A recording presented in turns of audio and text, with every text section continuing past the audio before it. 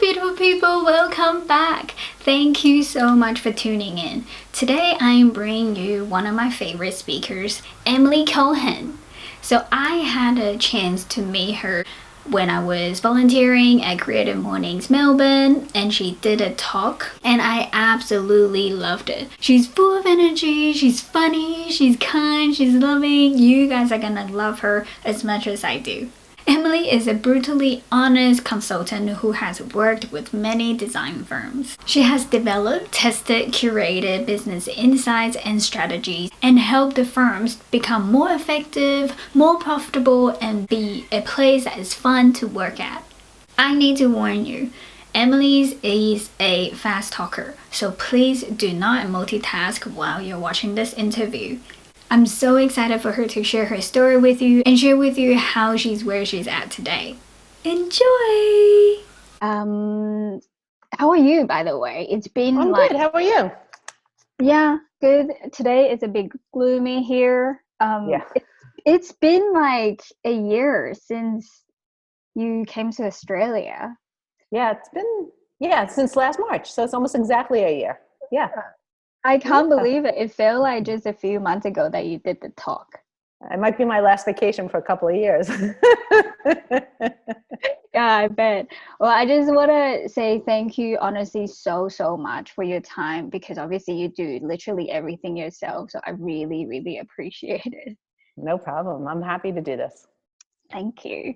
Well, before we talk about your book and your service and everything, I would like to ask, how are you feeling today? I'm feeling okay. It's tough times, but I'm a positive thinker usually. And yeah, the things are okay. What about you? I am feeling great as well. Well, Yeah. right now Yeah. I'm feeling very energetic because I just had my coffee. So Yeah, no, I think it depends on what you're asking me in terms of feeling, but I'm feeling okay right now. It's going to be trying times ahead, but we'll get through yes, thank you it. for being honest. Yeah. Well, let's talk about your story and your journey. Like, how did everything come along? Were you always interested in design and business? So no, I started my career, I went to design school, graphic design school. I went to college and got my degree in graphic design. And pretty quick, and I was a designer for maybe 2 or 3 years before I realized I sucked at it. And then I was struggling with what to do, right? So I was like, what am I going to do? I'm not really good at this. I'm really an ambitious person, and I wanted to kind of excel at my career and be the best. And I knew that I would never be the best as a designer. I just didn't have that passion or the talent that so many people around me had. So I was sort of at a crisis, right? Like what to do. And I just asked everybody I knew. So I had a lot of mentors and a lot of people that I knew in the design industry. I didn't want to leave the design industry necessarily because I had so much equity in there and I had so much built love and relationships that I just asked a bunch of people, like a ton of people, what I should do. And everybody pretty much said the same thing, which is I'm really good at kicking people's ass.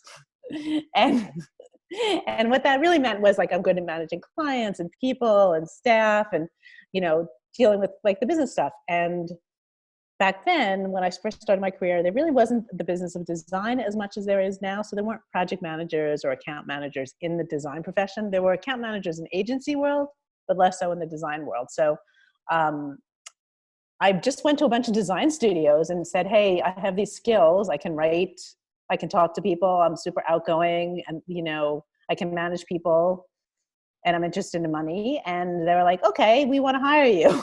Because there was nobody who knew design who cared about that stuff. And so I Right. ran a studio for like 5 to 7 years. I grew them from like 5 people to about 25 to 30 when I left. And pretty quickly I realized that's what I was really great at.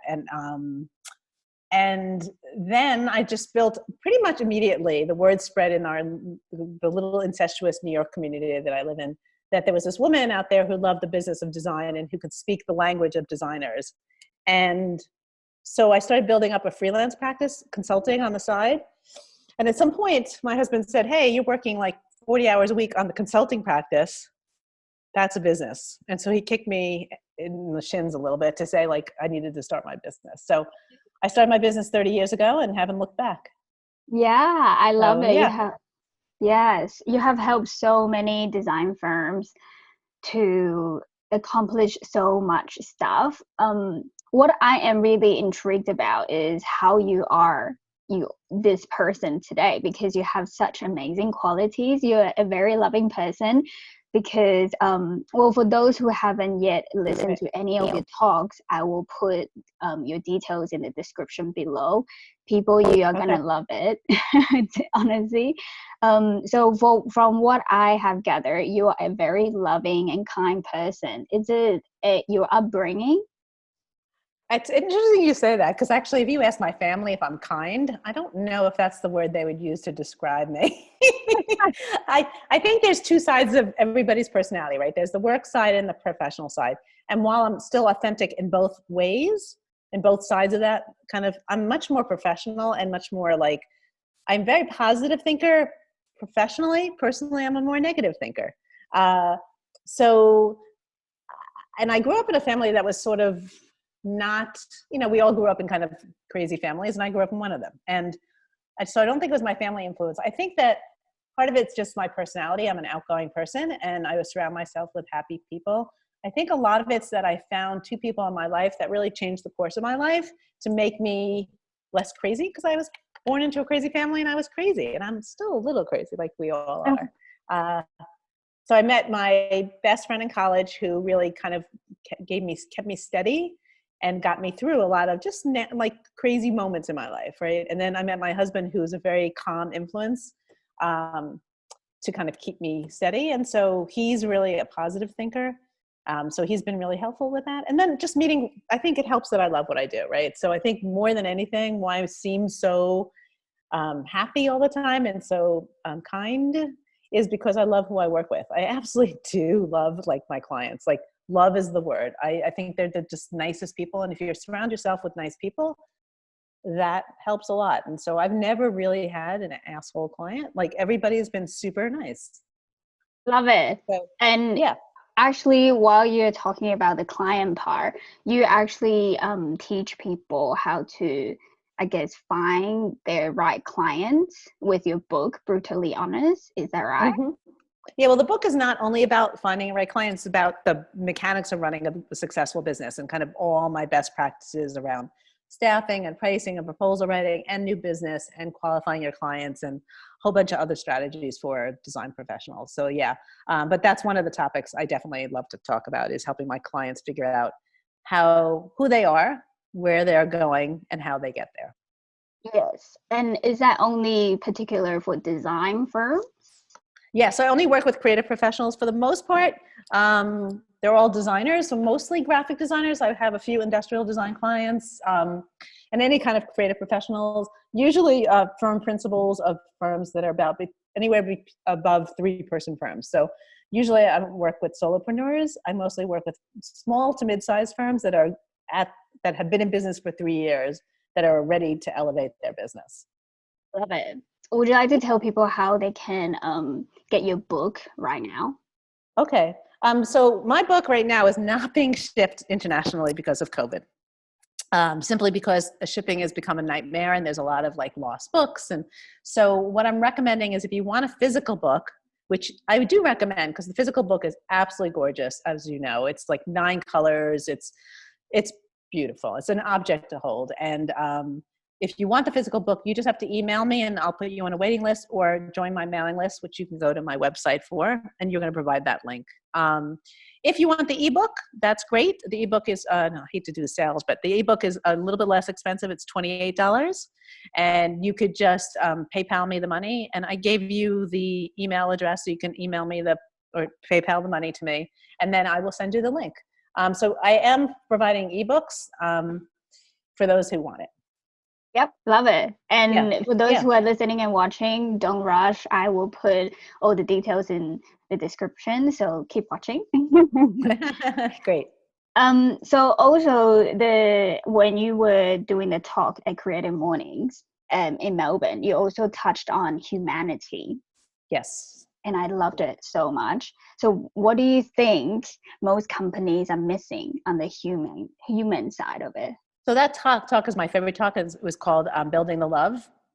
And it's about putting love into our practices and into our daily lives. And love, not like passion love, but love like deep connections with people. So I think a lot of people now, especially in COVID, right? I think we are going to lose this if we don't get it, and we have to focus on this, which is that human to human connection. And whenever we have to negotiate with people or have tough conversations, or even just, we're quick to text people or quick to email people, and we lost the ability to build relationships.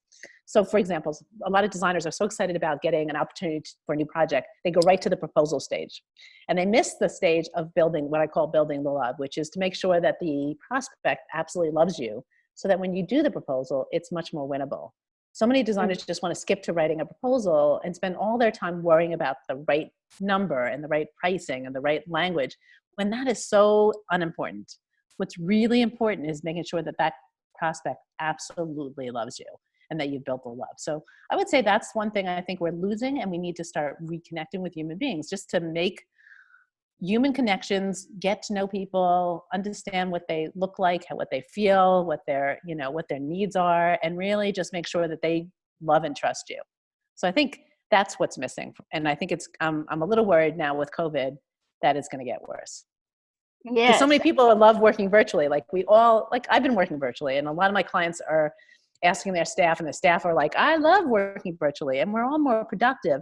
But what's happening is I think we're going to all lose that. And Zoom is not human connection, right? So we're all going to lose that kind of like that human quality. So I just want to make sure that if we do become a virtual world, and I think that's fantastic, that we still keep those human connections. Yes, definitely. That is actually one thing that I would like to bring up as well, because what I have realized is before COVID, a lot of people, they are afraid of communicating face to face. Yeah. Yes. Like I am an extrovert, and I'm not afraid of talking to anyone. Yeah. And you are exactly right. Like after COVID, I am also afraid that part of it might be missing. So how do you think we can improve that? Yeah. I think, first of all, I don't think you have to be an extrovert to be a human communicator, right? So introverts can do it. First of all, I think there's a lot of subtleties between extroverts and introverts. So I hate people being hung up by their titles or what they feel they are. And introverts, for the most part, are really good one-on-one. So that's all it is building. So maybe you just focus on one person rather than a crowd. So like I personally like speaking in front of a large group of people. Other people are like more one-to-one. So I think that is one thing to kind of get over our hangups, how we describe ourselves, and sort of just embrace that. I forgot the question you asked me about that though. How can we do a better job of that? Is that? Yes, Yeah. and communicating and having a conversation. Yeah, I think you set goals. I'm a big believer in setting plans and goals. So maybe you just say like, I need to every client I have, I should connect with them while I'm working on the project at least once a week just to say hi. Yes. Right? Not through an email, but just to call them and say, hey, I haven't spoken to you in a while. Right? I want to say hello. I also love no email Fridays. I don't know if you know that, but it's like a thing in America. Not a big thing, but it's a thing that people are starting to adapt, which is that they no longer they kind of ban email communications on a certain day. That's why it's on Fridays. It could be whatever day. And that forces people to communicate with people, right? To pick the phone and call them. So you could do certain things to help encourage that. I also think that we're not taught the skills to talk for ourselves and about ourselves in school. Like I think some more skills around, negotiating and presenting. Look, there are things I can't change. Like the world has changed a lot, right? There's texting and there's all kinds of things that have changed. And I think that those things are fantastic, but they inhibit a lot of the face-to-face. So, I try to encourage my children, and well, they're not children anymore, and my students to, as much as possible, to just talk to people. Like just, so because I'm a very brutally honest person, right? So if I'm teaching them and I say something that offends them or anything, I'm like, just tell me, like, it's cool. Like if we have a conflict, just tell me and we'll figure it out. And so I really force them to do that. And I think it's very helpful. It teaches them good skills. So I think some of that is jobs of parents, jobs of students, jobs of bosses. The other thing I think creative bosses do, is they have a tendency to shelter creatives from working with clients. Because Mm, a lot of creatives, not all of them, some creatives are not great communicators, or they're very defensive about their work and they get very personal. And so they always have layers of account managers in between. And I don't think that's a good thing. I think that that we shouldn't shelter our staff and give them the skills to talk to clients directly. yes, definitely. So, We are stronger than people think. yes. Yeah, I and also, we all can grow and learn. yes, and thank you so much for bringing up the labeling thing, because that is something I would like to start talking about with people as well, because sometimes people just believe the labels that they give Yeah. themselves or other people give them. So thank you so much for bringing that Yeah. up. Or they use it as a crutch or an excuse. And I'm like, I don't think that's good, right? I think we should just embrace learning and growing and changing and forget some of the labels. Yes, totally. Yeah. And during the talk that you gave at Creative Mornings Melbourne, you also mentioned about good people and bad people. Right. I guess to Mm. me there is joyful people like you, I guess you and I, because we love what we're doing, and Yeah. miserable people who yet to find stuff, a Right. purpose. So what do you think the qualities that the good people and joyful people have? Yeah. I don't remember saying that exactly, but because I don't also like to put people in buckets, but I think I think I was talking more about not surrounding yourself by people that are just not happy people for you to be around, right? And I do think there are some evil people out in the world, politics, current politics. You can look at some of the leaders of countries, and yeah, there's some people that are just, having some issues. So I don't know if I believe in those labels necessarily, but I do think, I like the idea of joyful people. I think there are people, but I think there are a lot of people that are maybe not always joyful, but still good human beings, obviously. I prefer personally like to surround myself with people that love what they do and who they are, right? And so I always tell people that's the one thing I can't fix. Like, so one of the things I talk about in the building the love is that the first thing about building the love is you have to love yourself, right? So before you could talk to clients and have a team, you have to love who you are as a human being. So, and that's the one thing I can't fix as a consultant. I can fix a lot of problems, but I can't fix, the ability to love yourself. So if we don't, I think self-love is really important. Then it comes through, and then you'll be a kinder, more, nicer, likable person. Right. So I think some of the people are not really happy with who they are, and they should look at that and say, how can we change? Yeah. Because I think we all have ability to change, but some of us are more fearful than others. Yes, totally. Yeah. I love how you just brought that up, because I also wanted to ask you, how do you think people can start stepping back and reflect? Because during your talk, you also mentioned about how everything that we do reflects on all of us, not just. Yes. And I really think that that is true, because the companies that we support, the food that we eat, etc., and Yep. the community, it does really reflect on all of us. So Oh, how do you, completely. yeah, so how do you think in general human beings we can start stepping back and reflect? So when I said that about we reflect on each other, I think you took it to a broader level, which I love, because I think we reflect on all of us. But I was specifically saying that what we do in our business practices also affects our industry. Like, so what we do, if we do unethical things in our business, then that is like prescribed to all designers or other designers. Like, if we price too low, then other designers get affected by that, right? But I love your take on it.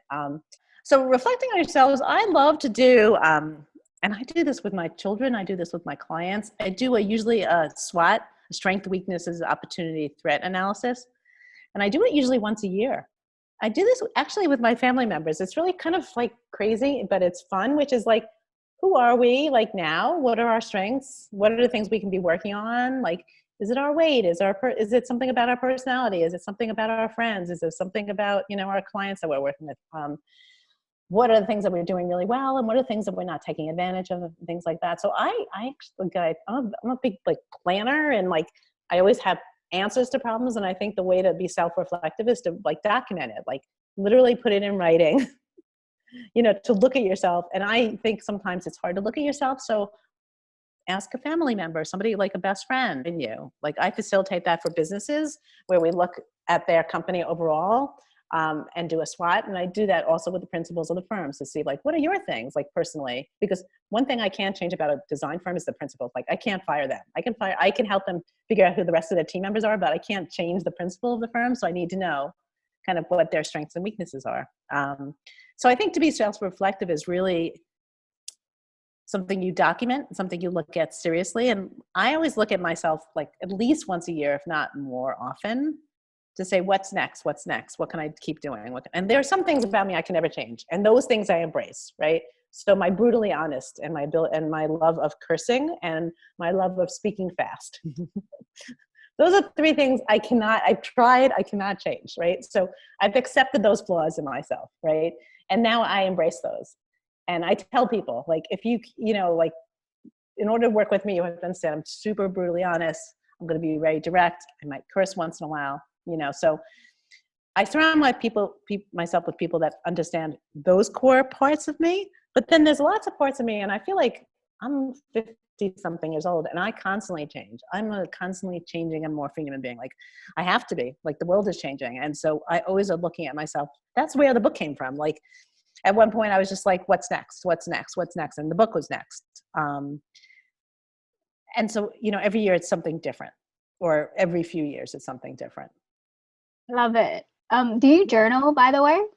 No, I don't. Okay. No. I don't have time. Well, you got your book, you got housework, you got kids. Everything is homeschooling now. Hey.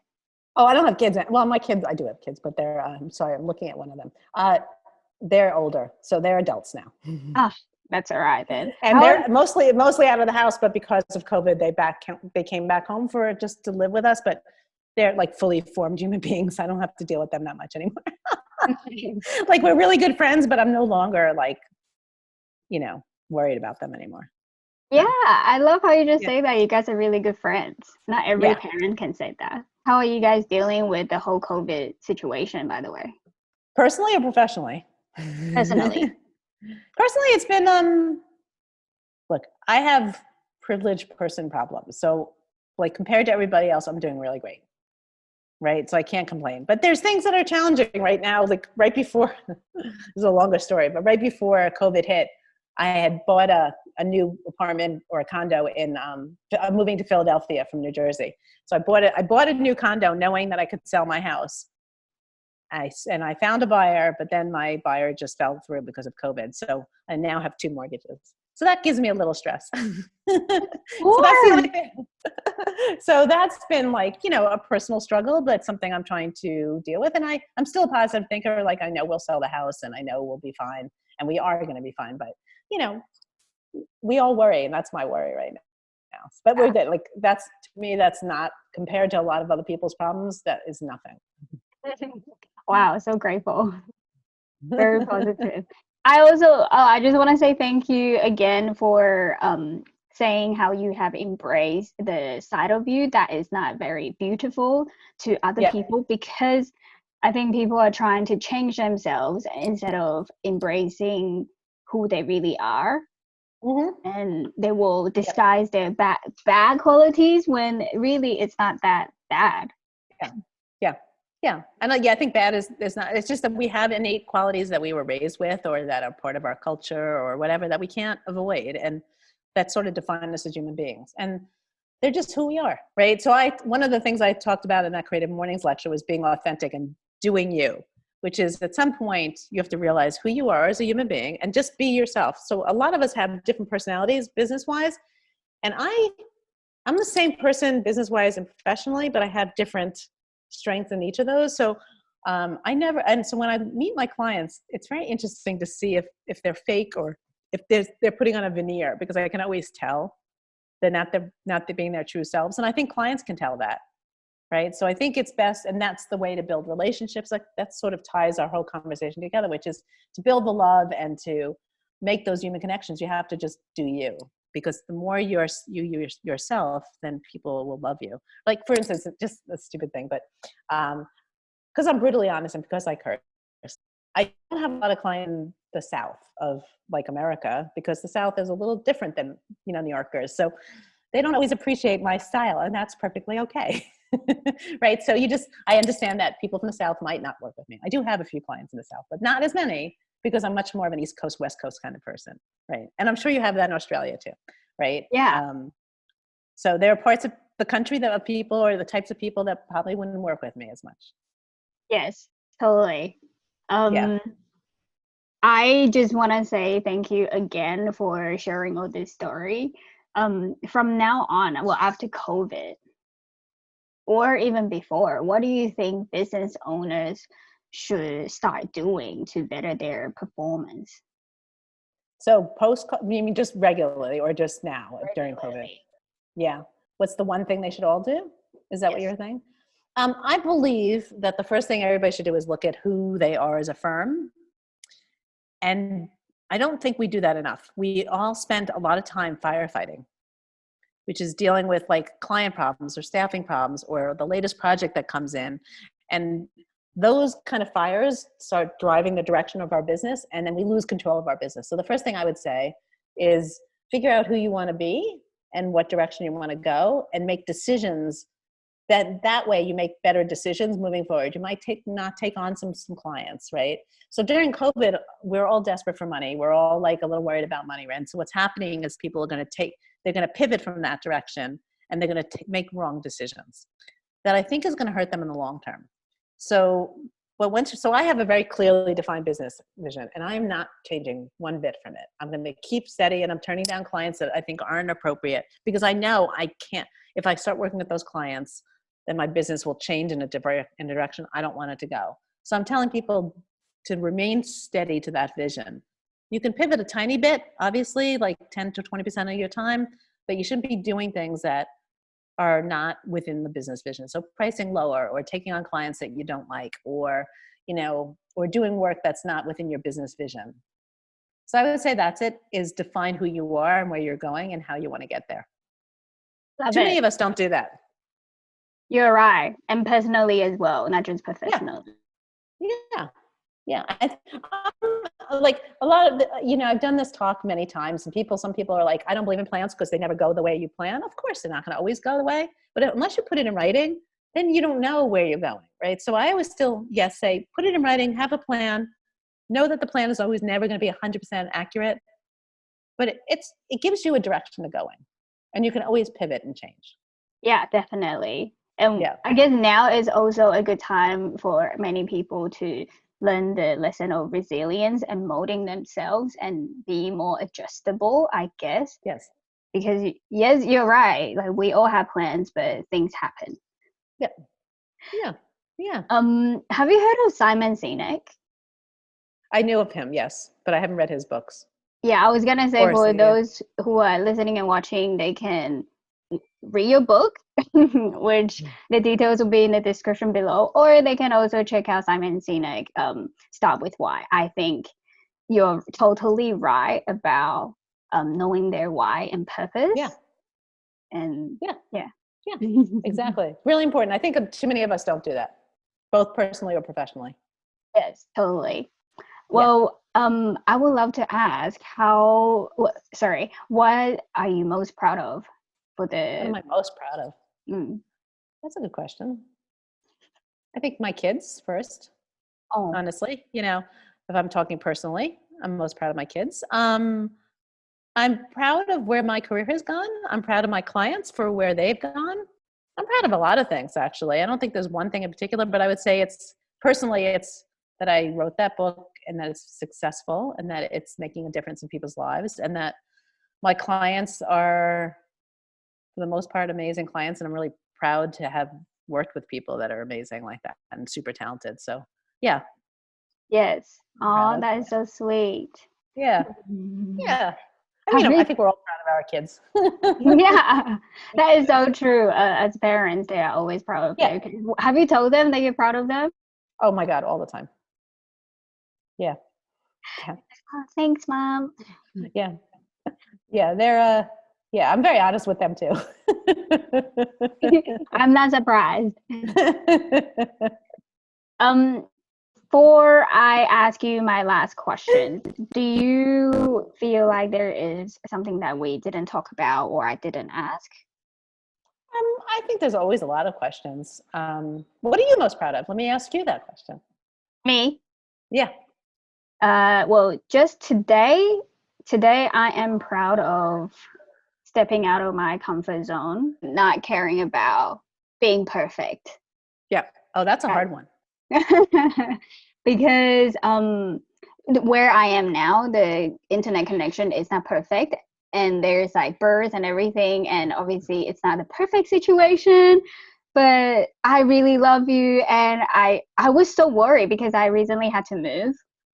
Uh-huh. So yeah, I'm just proud of myself for constantly stepping out of my comfort zone. Thank Oh, you for good. Yeah. asking. That's really hard. I think one of the things a lot of creatives are perfectionists. I think we all struggle with that. I'm a creative too, so at least I consider myself a creative, and I struggle with that too. I want to be like 100% successful and perfect in everything I do.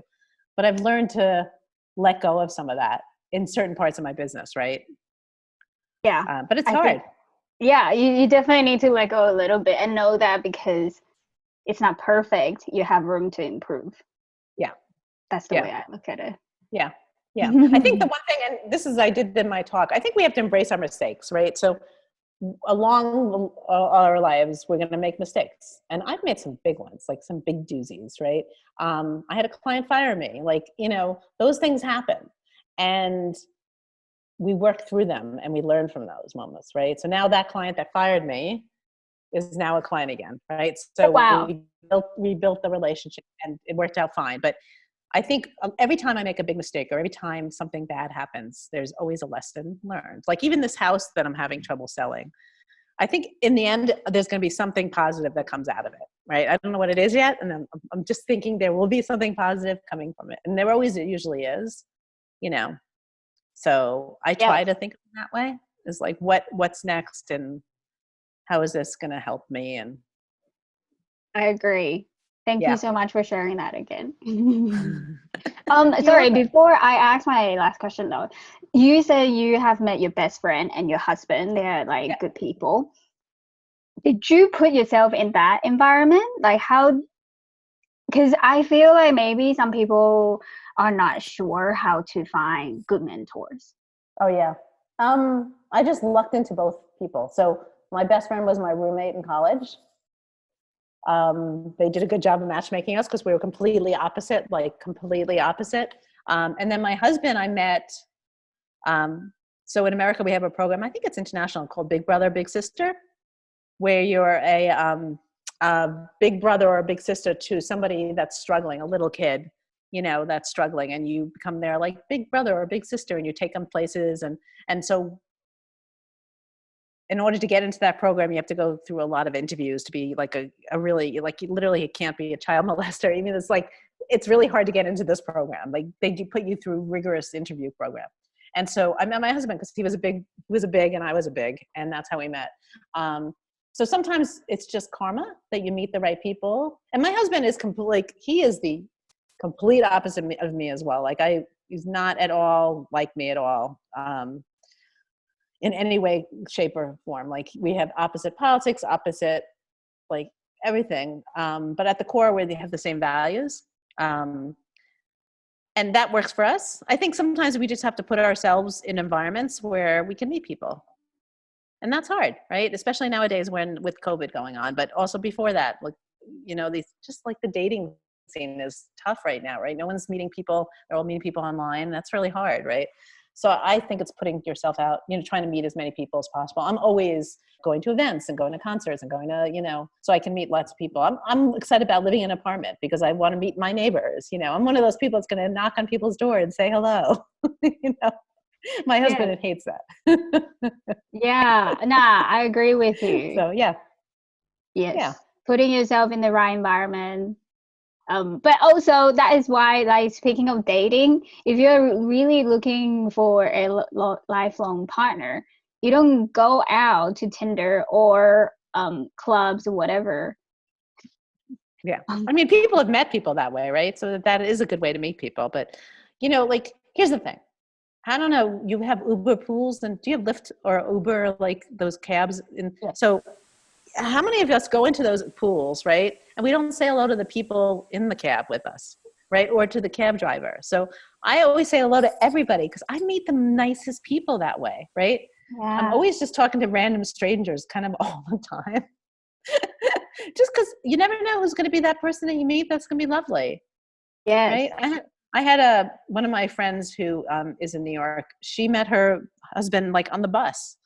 Like they just started talking. Like we're on the same bus over the same commute, and that's how they met. You know, I've met people on the subway. You meet people in great places, like in unexpected places. And so I think it's about being friendly and just simply, even just saying hi, how's your day? You know, like to random strangers.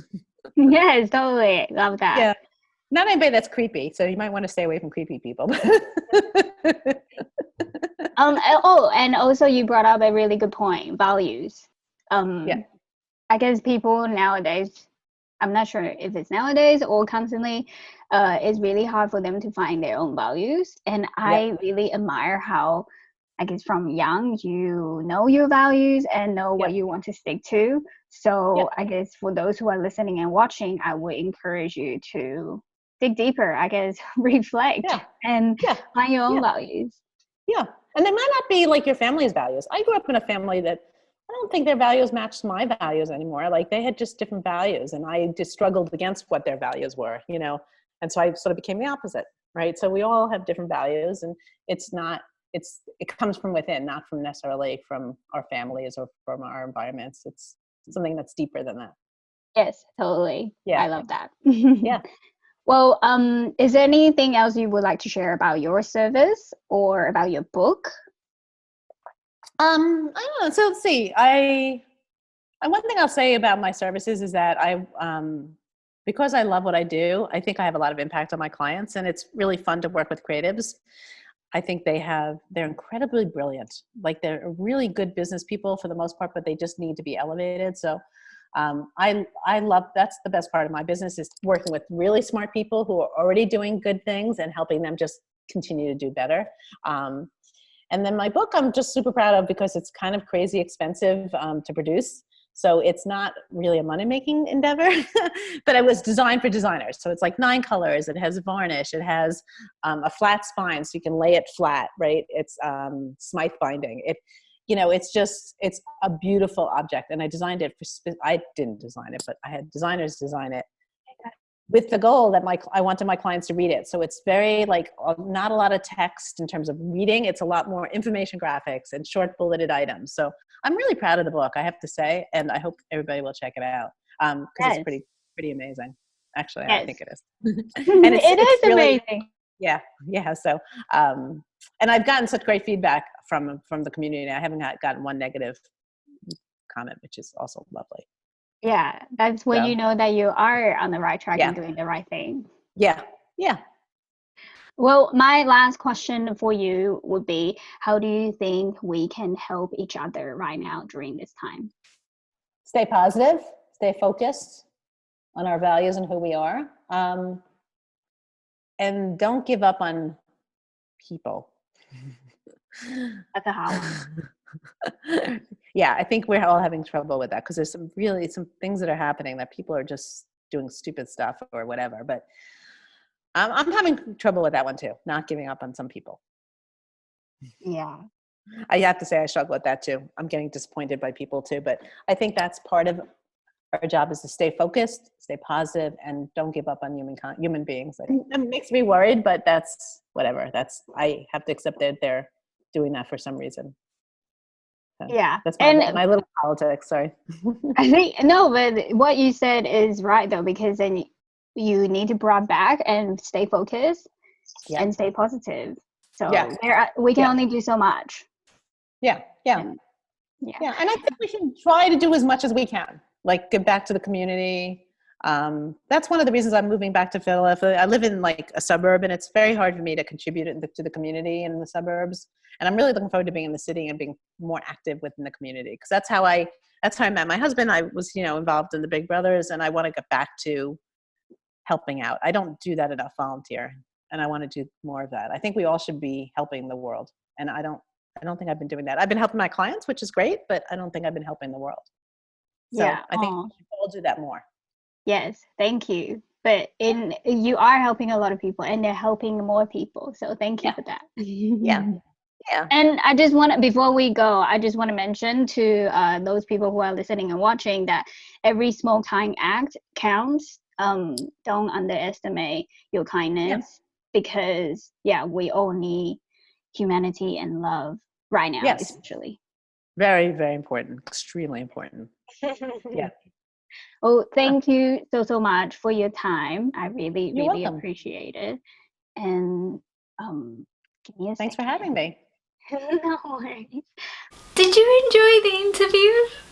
I hope you have learned a thing or two, whether you are a creative or not. As she mentioned in the interview, she conducts strategic business planning retreats and provides confidential best practice insights and advice on staff, client, and process management strategies. If you're interested in buying her book, her details are in the description below. I highly recommend you to get on the waitlist for her physical book. It is beautiful, it is so insightful. Now, during the interview, Emily and I briefly talked about self-love, and I know that this is something that she says she can't help you with. So I will also highly recommend you to subscribe to Babylon Gray's YouTube channel, because guess what? A self-growth and self-development course is coming. This is where you will find your values, your purpose, your worth, and truly understand who you are and embrace yourself and not be sorry about being who you are. Like Emily said, she is brutally honest, she speaks fast, she curses sometimes, and she embraces all those things about her. So can you. They are not bad qualities, they are just who you are. Trust me, you are gonna love the course.